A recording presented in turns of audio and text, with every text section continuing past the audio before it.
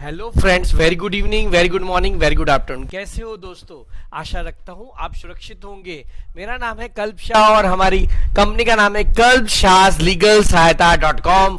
हमारा एक ही मोटो है दोस्तों, छोड़िए लीगल चिंता, अपनाइए आपका अपना साथी कल्प शाह लीगल सहायता .com, जिसपे आप हमारी बेहतरीन से बेहतरीन लीगल सेवाओं का बेनिफिट ले सकते हैं, जिसका नाम है GST registration, GST return, GST refund in respect of export with payment of IGST, export without payment of IGST. उसके अलावा DGFT compliances, income tax return, income tax planning, income tax notice filing.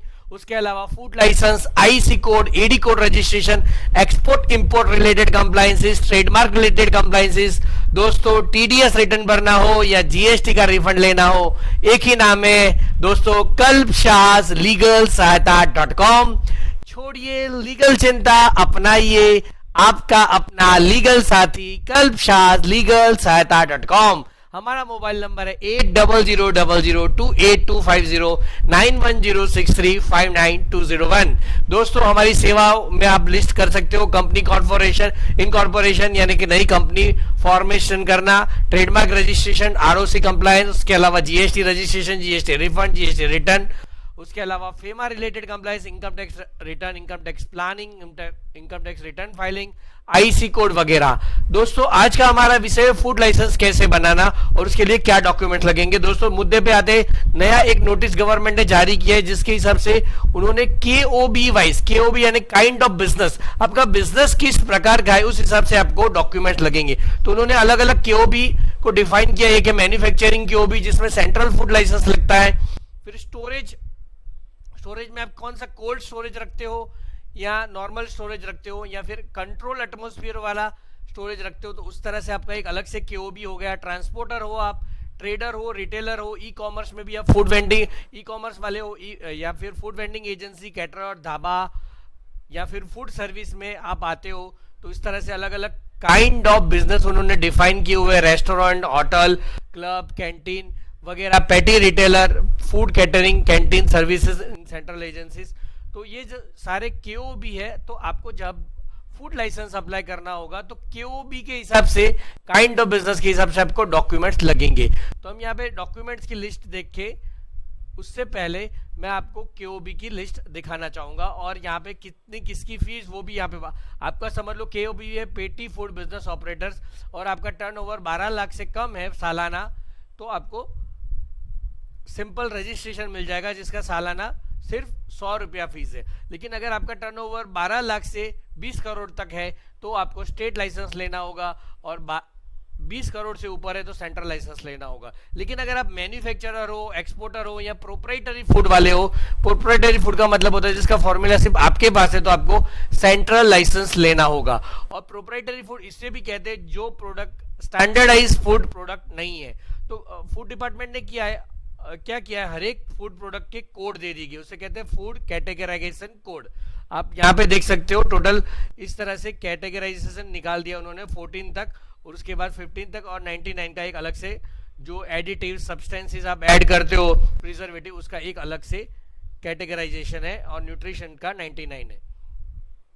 और उसी में से उन्होंने एक standardise food product का list दिया कि ये जो 42 पेजेस है उसमें जितनी प्रोडक्ट दर्शाई गई है वो सारी स्टैंडर्डाइज प्रोडक्ट है। अगर आप ये बेचते हो तो उसके लिए आपको उसका फॉर्मूला देने की जरूरत नहीं, यानी कि लिस्ट ऑफ इंग्रेडिएंट्स देने की जरूरत नहीं है।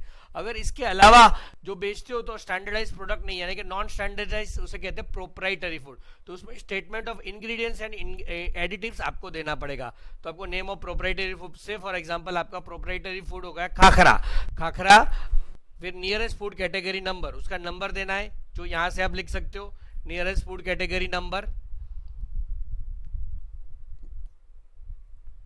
फिर यहाँ पे नियरेस्ट फूड कैटेगरी नेम, फिर उसका क्या क्या इंग्रेडिएंट्स डालते हो, उसका सीरियल नंबर, इसका नाम, एफएसएसआई स्टैंडर्ड नंबर, ये रहा एफएसएसआई स्टैंडर्ड नंबर,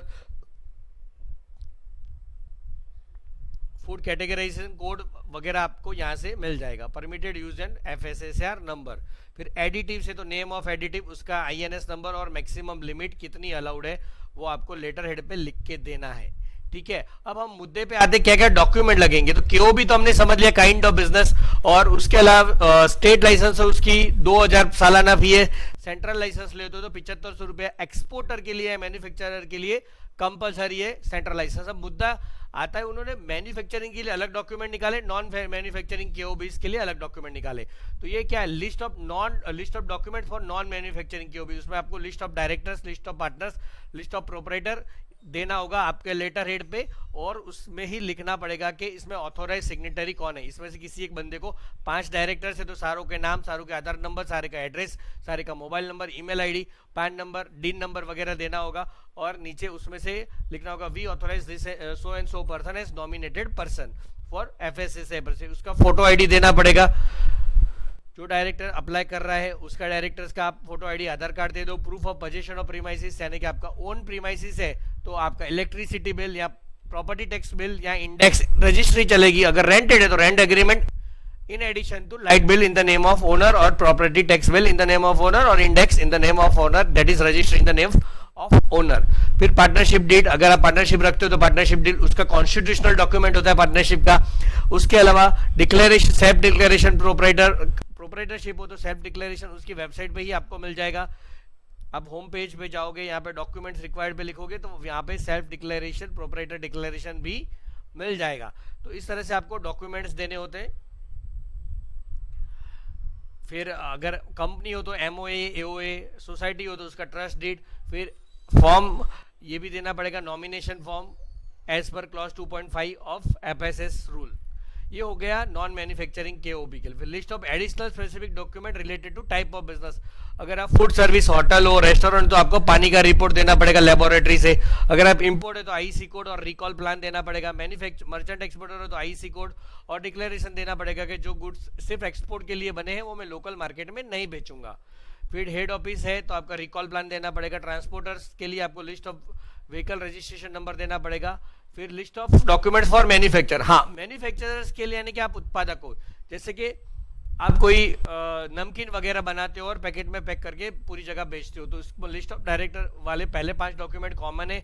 उसके अलावा ब्लू प्रिंट आपको देना पड़ेगा। लेआउट कैसे देना पड़ेगा वो भी मैं आपको बता देता हूँ। ब्लू प्रिंट लेआउट मेरे पास एक है, वो मैं आपको दिखा देता हूँ कैसे बनेगा।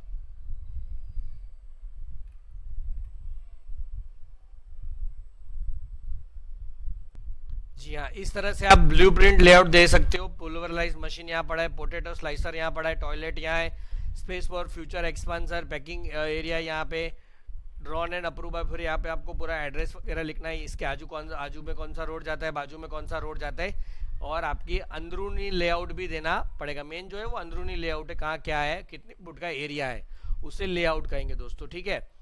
उसके बाद आएगा प्रोडक्शन यूनिट फोटोग्राफ्स, आपकी मशीनरी के photographs. Name and list of equipments and machinery, machine का नाम, मशीन का मॉडल नंबर, मशीन की कंपनी, इसकी इंस्टॉलेशन कैपेसिटी, इंस्टॉलेशन डेट वगैरह आपको लेटर हेड पे देनी होगी।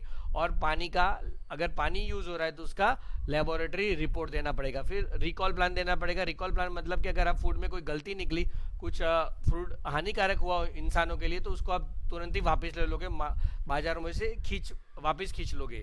फिर अगर आप डेयरी प्रोसेसिंग यूनिट हो तो source of procurement of milk देना पड़ेगा। लेबलर्स, रीपैकर्स के लिए एनओसी फ्रॉम मैन्युफैक्चर और repacker shall and upload NAC in other document में। आपको जो मैन्युफैक्चर, आप रीपैक करते हो किसी का गुड्स, जो मैन्युफैक्चरर है उससे गुड्स लेते हैं, रीपैक या रीलेबल करते हो तो मैन्युफैक्चरर से आपको एनओसी लेनी पड़ेगी।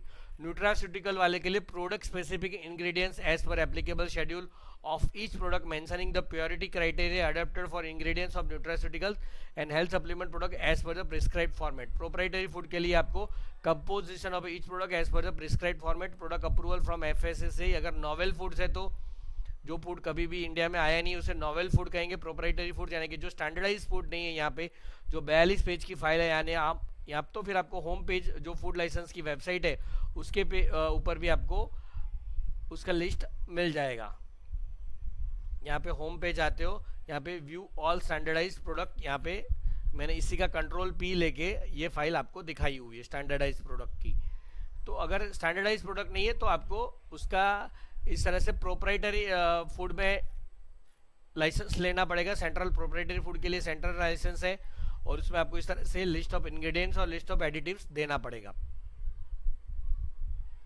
फिर पैकेजिंग ड्रिंकिंग वाटर्स के लिए, उसके लिए आपको pesticide residues report of water to be use as ingredient in case of units manufacturing package drinking water, package mineral water and और carbonated water from a recognised public health laboratory. यानी कि आपको public health laboratory से pesticide residues का, इनमें कितने pesticide residues बच गए उसका देना पड़ेगा आपको report. Additional document manufacturer exporter के लिए आईसी कोड डिक्लेरेशन है और मिनिस्ट्री ऑफ कॉमर्स से 100% यूयू, अगर आप 100% यूयू हो तो। अदर डॉक्यूमेंट, अगर आप जमीन में से पानी निकालते हो तो आपको एनओसी फ्रॉम सीजीडब्ल्यू या तो फिर कोई और डॉक्यूमेंट जो आपका ऑफिसर है वो मांग भी सकता है। और रिन्यूअल के लिए ऑल केओबीज के लिए एफएसएमएस सर्टिफिकेट और एफएसएमएस प्लान देना पड़ेगा। अपडेशन ऑफ डिटेल्स नॉमिनी भी आपको देना पड़ेगा इफ नॉमिनी आपने चेंज किया है तो। और मॉडिफिकेशन लाइसेंस के लिए इतने डॉक्यूमेंट्स देने पड़ेंगे। और यही डॉक्यूमेंट्स को की लिस्ट उन्होंने दोबारा भी यहाँ पे ही दी है। फॉर्म भी, यानी कि पूरा जो फॉर्म ऑनलाइन भरते हैं उसे फॉर्म भी कहते हैं। फिर ब्लूप्रिंट वगैरह जो हमने ऊपर चर्चा की, analysis report, proof of position of premises, यानी rent agreement, every property tax bill या इलेक्ट्रिसिटी बिल या रजिस्ट्री इंडेक्स कहते हैं उसको, दस्तावेज कहते हैं गुजराती में। फिर एमओए, ओए, पार्टनरशिप डीड वगैरह, NOC from manufacture in case of relabellers और रीपैकर्स, और एफएसएमएस प्लान। ये आपके डॉक्यूमेंट्स हो गए। और थैंक यू दोस्तों, इस तरह से हमने देखा कि फूड लाइसेंस अप्लाई करते समय क्या डॉक्यूमेंट्स लगेंगे और आपको डॉक्यूमेंट के हिसाब से फूड लाइसेंस अप्लाई कर देना है। मैं यहाँ से आपको होम पे ले जाऊँगा। होम पे ले जाके आपको यहाँ पे जाना है, apply licence registration, fee ₹100 to 7500 per year, 100 to 7500 per year. अगर सेंट्रल लाइसेंस है तो 7500 पर ईयर फीस लगेगी। यहाँ पे आपको स्टेट सिलेक्ट करना है। फिर आपका जो केओबी है वो केओबी यहाँ से सिलेक्ट करना है। ये मैन्युफैक्चरर वाला है, फिर ये रिटेल वाले केओबी है, फिर ये फूड सर्विसेज वाले है, सेंट्रलाइज फूड हेड ऑफिस वगैरह है। फॉर एग्जांपल मैं आप प्रोप्राइटरी सिलेक्ट करता हूँ और साथ में रिटेल होलसेल भी सिलेक्ट कर देता हूँ। रिटेलर हूँ और अप टू 12 लाख है और मैं यहाँ पे एक साथ दूसरे केओबी सिलेक्ट कर सकता हूँ। होलसेलर हूँ अप टू 12 लाख या अप टू 30 करोड़ या 20 करोड़। होलसेलर में 30 करोड़ लिया है, डिस्ट्रीब्यूटर में उन्होंने 20 करोड़ लिया है।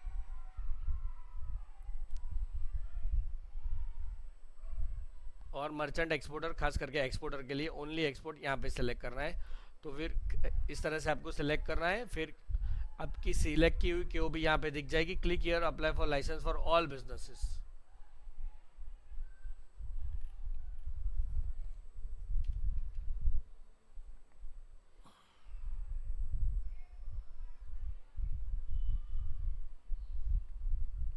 फिर यहाँ पे आप कोई भी लोकेशन सिलेक्ट करके आगे बढ़ सकते हो, ऐसा कुछ कंपलसरी नहीं है। फिर यहाँ पे जो प्रोडक्ट सिलेक्शन है वो आपके लिए सबसे मेन है। यहाँ पे सारे स्टैंडर्ड प्रोडक्ट यहाँ पे दे दिए गए हैं।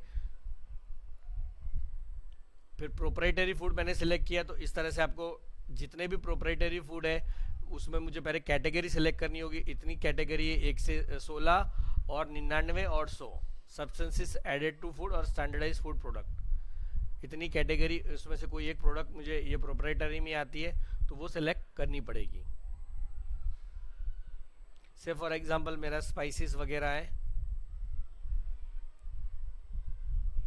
हर्ब स्पाइसेस है तो मैं उसका नाम लिखूंगा, उसका काइंड ऑफ बिजनेस, मैन्युफैक्चर, रीलेबल, रीपैकर और उसका ये जो लिस्ट ऑफ इंग्रेडिएंट्स मैंने आपको दिखाया वो यहाँ पे अपलोड करना पड़ेगा।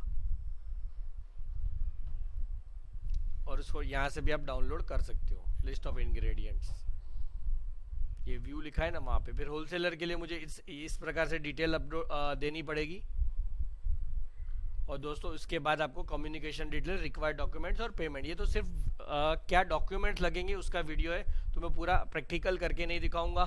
थैंक यू दोस्तों। अगर आपने हमारे चैनल को लाइक, शेयर, सब्सक्राइब नहीं किया है दोस्तों तो लाइक, शेयर, सब्सक्राइब अवश्य कीजिए। और दोस्तों मेरा एक ही लोगो है और एक ही सूत्र है, छोड़िए लीगल चिंता, अपनाइए कल्पशाज लीगल सहायता.com, your own legal tax compliance partner. छोड़िए लीगल चिंता, अपनाइए कल्पशाज लीगल सहायता.com। और दोस्तों अगर आपने हमारे चैनल को लाइक, शेयर, सब्सक्राइब नहीं किया दोस्तों तो मेरी आपसे नम्र गुजारिश है कि लाइक, शेयर, सब्सक्राइब अवश्य कीजिए। और लीगल सहायता.com पे आके आप 800000 282250 पे कॉल कर सकते हो। यहाँ पे legalsahayata.com पे भी ये व्हाट्सअप का बटन दबाओगे तो मेरे पास ही व्हाट्सअप आएगा दोस्तों। नंबर नोट करना चाहो तो नंबर नोट कर सकते हो। और हमारी सेवाएं company incorporation, trademark registration, patent registration, new company incorporation करके उसका बाद सालाना आरओसी फाइलिंग करना, legal document drafting, contract drafting, NCLT matter, GST matter, export import related matter, income tax matter. Export import में हम आपको certificate of origin, AD code registration करवा के देंगे। उसके अलावा आपका export with payment of IGST हुआ है या export without payment of IGST हुआ है तो उसका रिफंड भी दिलवा के देंगे। दोस्तों जीएसटी का रूल है, अगर आप विथ पेमेंट ऑफ आईजीएसटी करते हो तो आपको एक्सपोर्ट जीरो रेटेड सप्लाई होने के बावजूद भी पूरा जीएसटी भरना पड़ेगा, लेकिन सबसे बड़ा बेनिफिट रहेगा आपका पूरा जीएसटी रिफंड मिल जाएगा, जिसके लिए आपका जीएसटी का रिटर्न प्रॉपरली फाइल हुआ होना चाहिए और जिस पोर्ट से आप एक्सपोर्ट करते हो उस पोर्ट पे आपका एडी कोड और आईएफएससी कोड प्रॉपरली रजिस्टर्ड होना चाहिए। और अगर प्रॉपरली रिटर्न फाइल करते हो जीएसटीआर 1 में टेबल 6 है और जीएसटीआर 3B में 3.1B में जीरो रेटेड सप्लाई में आप export with payment of IGST डालते हो, जितना पूरा भरते हो वो पूरा रिफंड मिलता है। पे full refund full is call export with payment of IGST. और दूसरा है export without payment of IGST, यानी कि आपको एक्सपोर्ट पे सेल्स ट्रांजैक्शन होता है उस पर कोई जीएसटी नहीं भरना है, लेकिन वो अगर आप मर्चेंट एक्सपोर्टर हो या फिर मैन्युफैक्चर एक्सपोर्टर भी हो तो उसको बनाने में जहाँ से रॉ मटेरियल लिया, मर्चेंट एक्सपोर्टर ने जहाँ से भी वो माल खरीदा उस पर जो जीएसटी लगा था उसका रिफंड मिल जाएगा। तो वो रिफंड लेने की दोस्तों कॉल कीजिए 8000282550। दोस्तों छोड़िए लीगल चिंता, अपनाइए आपका अपना लीगल साथी कल्पशाज लीगल सहायता.com। APEDA registration, spice board registration, हर एक प्रकार की आरसीएमसी हो, चाहे आपको विदेश से मशीन इंपोर्ट करनी हो ड्यूटी फ्री और उस मशीन से आप दूसरा फिनिश गुड्स बनाएंगे और फिनिश गुड्स बना के एक्सपोर्ट करेंगे, इसे कहते हैं EPCG, export promotion of capital goods भी आप हमसे ले सकते हो। उसके अलावा एडवांस लाइसेंस, उसके अलावा आरओडीटीपी स्कीम वगैरह के लिए आपको कॉल करना है दोस्तों 800000282550। दोस्तों बार बार बोलूंगा, छोड़िए लीगल चिंता, अपनाइए आपका अपना लीगल साथी कल्पशाज लीगल सहायता.com। थैंक यू दोस्तों, टेक केयर, बाय बाय।